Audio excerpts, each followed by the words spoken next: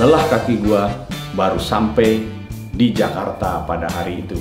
Tiba-tiba teman gua mengetok pintu kosan gua dan berkata, "Ayo kita berangkat ke gunung." Padahal saya baru pulang 1 hari dari Gunung Gede. Assalamualaikum warahmatullahi wabarakatuh. Ketemu lagi dengan gue di sini, Iksan Wahyudi. Kali ini gue akan bercerita tentang petualangan yang cukup mengesankan, mengerikan di Gunung Ciremai saat gue mendaki kedua kali di Gunung Ciremai. Singkat cerita, meluncur ke Jatinegara. Seperti biasa, kali ini saya menaiki kereta ekonomi Tegal Arum dan singgah ke Cirebon.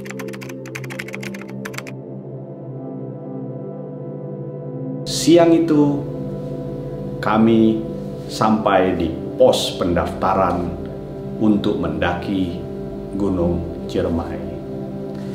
Kemudian gue lihat seorang ibu-ibu tiba-tiba menangis terseduh-seduh dan melihat ke arah teman gue dan berkata, "Kamu mirip anakku."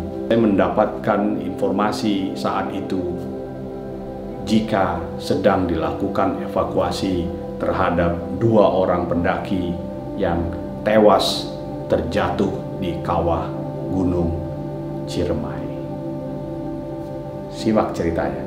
Oke, kami berempat sangat tahu perasaan keluarga korban, mana mereka kehilangan anak yang mereka sayangi di Gunung Ciremai. Akhirnya kami menjauh dari kerumunan di pos pendaftaran tersebut. Kami diterpa kebimbangan untuk melanjutkan pendakian atau hanya camping di bumi perkemahan yang ada di lereng Gunung Ciremai saat itu. Singkat cerita, kami teruskan perjalanan menuju kaki Gunung Ciremai. Di tengah kebimbangan yang kami rasakan saat itu, kami terus berdiskusi apakah kami melanjutkan perjalanan ini atau tidak. Malam pun menghampiri dan kami pun terus berjalan sampai di kaki Gunung Ciremai dan menjumpai sebuah warung makan dan warung musola kecil. Kami duduk di sana dan kami masih bimbang apakah kita akan melanjuti perjalanan ini atau kita berhenti sampai di sini. Seorang teman saya berkata, "Kita sudah jauh-jauh dari Jakarta dan saya belum pernah naik ke Gunung Ciremai. Kenapa nggak kita coba naik Gunung Ciremai?" Teman gue yang satu lagi berbicara, "Tidak usah kita naik karena gunung ini sedang ditutup karena ada evakuasi di atas." Tak sengaja kami bertemu para pendaki di kaki Gunung Ciremai dan mereka tidak berani menaiki Gunung Ciremai karena informasi gunung ini sedang ditutup. Di dalam kebimbangan, saya akhirnya memutuskan untuk naik Gunung Ciremai.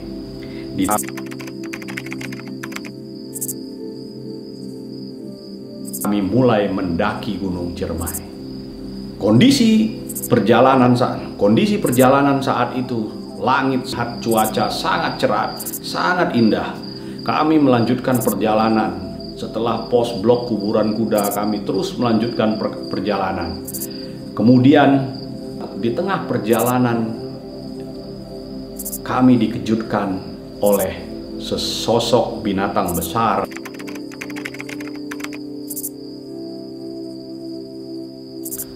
Buat gue, pertama kali gue melihat di depan mata kepala gue seekor macan tutul besar tidur di hadapan gue. Untung dia tidak menutup jalan yang kami lewati. Ini sungguh pengalaman yang sangat menyeramkan dan mengerikan. Kami terus melanjutkan perjalanan. Waktu sudah menunjukkan jam 12 malam saat itu. Di tengah perjalanan di jalur yang sempit, tiba-tiba teman gue yang di belakang gue persis tersambar suatu sosok yang berlari kencang. Akhirnya teman gue yang di belakang menginformasikan kalau itu adalah anak dari macan tutul. Dan kami sempat tertegun dan mematikan semua senter. Di situ kami berbicara pelan. Ini gunung sedang tidak aman. Banyak binatang buas, terutama macan tutul yang sedang berkeliaran malam ini. Apakah kita terus melanjutkan perjalanan ataukah kita turun, berhenti, atau membuat tenda di sini? Kemudian temen gue bilang, kita lanjutkan. Dan gue sependapat, oke, kita lanjutkan dan kita buat suara agar macan tutul tahu keberadaan kita pada saat kita mendaki malam hari itu. Kami lanjutkan kembali perjalanan, mendaki kembali dengan jalur yang terjal, tepat di tanah yang agak sedikit datar, dan di atas sebuah kayu bertenggerlah sesosok anak macan tutul. Dan kami terdiam, seolah-olah memberikan isyarat, kamu tidak boleh berjalan malam ini. Akhirnya kami coba untuk menyinari dengan lampu senter. Ternyata si anak macan tutul ini tidak bergeming dan tidak pergi dari jalur tersebut.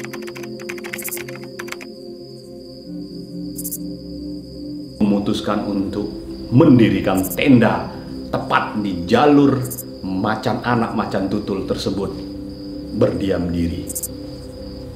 Malam itu gue merasa tidak sangat takut, tapi gue ingat kalau ada macan tutul besar yang ada di bawah, dan gue berbisik kepada teman gue dan gue bercerita, ini mungkin bagian dari anak macan tutul yang ada di bawah. Karena saya melihat macan tutul yang tidur itu memang macan tutul yang besar. Dan kami siasati tenda kami siasati tas kami untuk menghadap ke arah macan tutul, supaya bila si macan tutul tersebut datang ke tenda kami, dia akan menerkam dulu carrier atau tas-tas kami. Kami juga lingkarin tenda kami dengan tas carrier, dan kami siapkan beberapa senjata seperti badik atau pisau di dekat kami untuk berjaga-jaga bila ada kemungkinan yang tidak kami duga. Kami mencoba masak malam itu. Sesekali kami bersuara dan membuat suasana gaduh supaya macan tersebut lari dari sana. Tetapi beberapa kali saya dengar macan tersebut masih berkeliaran di sekitar tenda, tapi tidak mengganggu tenda kami. Kami terus berbicara. Akhirnya kami tertidur. Kami tertidur dengan pulasnya tanpa kami tahu apakah ada macan di situ atau tidak. Pagi hari kami terbangun. Kami mencoba memeriksa semua tenda apakah ada pengerusakan yang dilakukan oleh macan tutul tersebut atau tidak. Ternyata tidak ada. Sebelum kami membuka tenda, kami memberikan isyarat, memberikan suara supaya macan tersebut lari. Dan kondisi pagi itu tenang dan aman. Kami berkemas, kami sarapan pagi dan kami berkemas. Saya ingat betul itu berada di sebelum Batu Lingga. Kami melanjutkan perjalanan. Setelah gue sarapan, teman gue sarapan, semua rombongan kami, teman-teman gue sarapan pagi, kami berjalan. Di tengah perjalanan, teman saya memutuskan untuk menyimpan 1 botol air di hutan, dan kami tandain tempatnya supaya kami bisa ambil saat kami pulang. Terus kami melanjutkan perjalanan. Setelah kami melewati Batu Lingga, tiba-tiba teman saya yang berjalan di depan lari tunggang langgang balik ke hadapan saya, meminta badik dan bersiaga karena dia melihat seekor macan turun ke bawah melewati jalur pendakian. Kami sempat tertegun dan berkumpul berempat di sebuah pohon kayu yang tumbang. Kami menghadap ke jalur, melihat kemungkinan yang terjadi jika macan tutul itu datang menghampiri dan menyerang kami. Di sebuah tikungan tersebut kami masih menunggu penuh harap bila macan tutul itu tiba dan bersiap-siap untuk melakukan perlawanan jika macan tutul itu menyerang kami. Ternyata macan tutul itu membelokkan jalannya masuk ke jalur hutan. Kami lega sekali. Dan setelah itu, gua dan teman-teman gua melanjutkan perjalanan menuju Pengasinan, 1 pos terakhir sebelum puncak Gunung Ciremai. Kami selalu memegang tongkat kayu selama dalam perjalanan. yang digunakan untuk membuat suara agar macan tersebut lari masuk ke dalam jalur hutan. Sesampainya di pengasinan, kami beristirahat. Cuaca sangat cerah. Saya lihat di awan yang siang yang terik.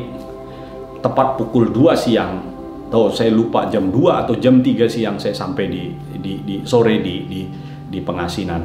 Satu orang teman gue yang mirip dengan korban tewas di kawah Gunung Ciremai memutuskan untuk tidak naik ke puncak gunung.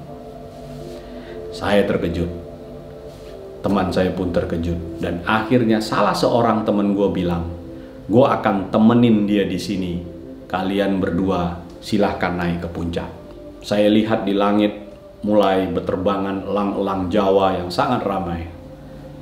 Mungkin karena ada semayat berada di kawah Gunung Ciremai, mungkin suasana juga agak sedikit horor waktu itu.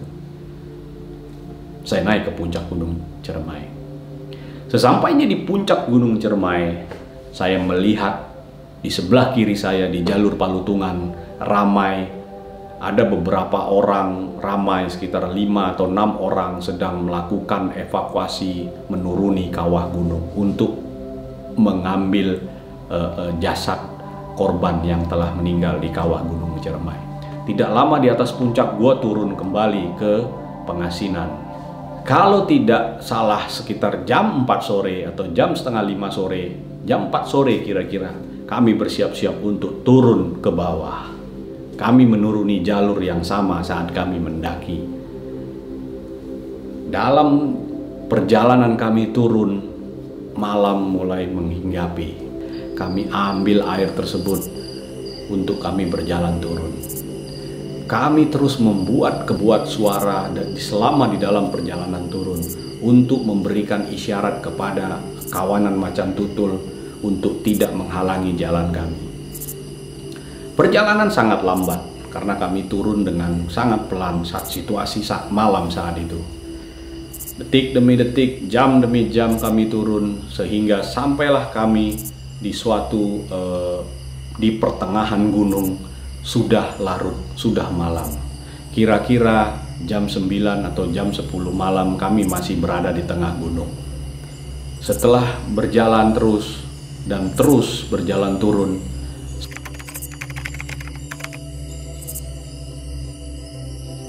saat itu teman gue bilang, gue mendengar suara gamelan, gue mendengar suara musik rakyat, gue mendengar suara keramaian. Gue langsung terkejut dan gue merinding. Gue merinding. Terus gue bilang, kita fokus untuk turun, ini sebentar lagi kita akan sampai. Gue juga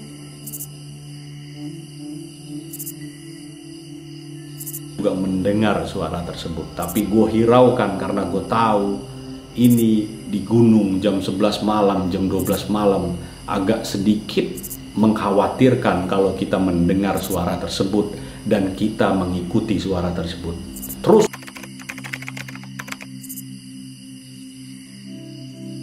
kami berjalan membelah hutan karena kami posisi tepat berada di hutan.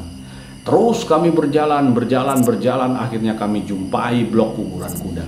Di situ mulai saya merasa lega karena saya sudah sampai di blok kuburan kuda. Halusinasi teman saya sudah mulai menghilang karena tak lama kami berjumpa dengan sebuah tenda di mana ada beberapa pendaki yang tidak berani melanjutkan perjalanan ke Gunung Ciremai mendirikan tenda di bawah. Setelah itu kami meminta sedikit air dan kami melanjutkan perjalanan turun sampai ke warung di mana tempat gua memulai perjalanan sebelumnya. Sampailah di warung, kami beristirahat, kami memesan makanan dan kami makan. Disitulah gue ceritakan pengalaman gue saat gue bertemu dengan sesosok macan tutul beserta anak-anaknya. Yang punya warung bercerita, di Gunung Ciremai ini macan tutul masih sangat banyak. Ada yang jadi-jadian, bahkan ada yang beneran. Mungkin yang kamu temuin itu malam itu adalah jadi-jadian. Mungkin juga itu binatang. Kalian sangat beruntung bisa menemukan macan tutul di Gunung Ciremai dan bisa bertatap muka, dan kalian adalah pendaki-pendaki berani. Karena menurut beberapa pengalaman dari yang punya warung, bila pendaki sudah menemukan jejak macan tutul di Gunung Ciremai, maka pendaki itu tidak akan melanjutkan perjalanan untuk mendaki Gunung Ciremai. Sedangkan gue dan rombongan mungkin karena gue nggak tahu, gue lanjutkan perjalanan gue sampai puncak. Ini adalah pengalaman yang sangat menegangkan sekaligus mengerikan buat gue, karena Gunung Ciremai ini punya banyak kisah dan gue juga punya banyak cerita buruk mendaki Gunung Ciremai ini.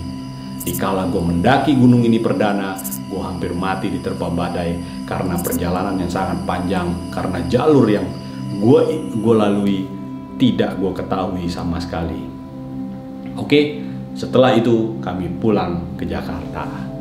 Itulah tadi kisah pendakian Gunung Ciremai gue yang kedua.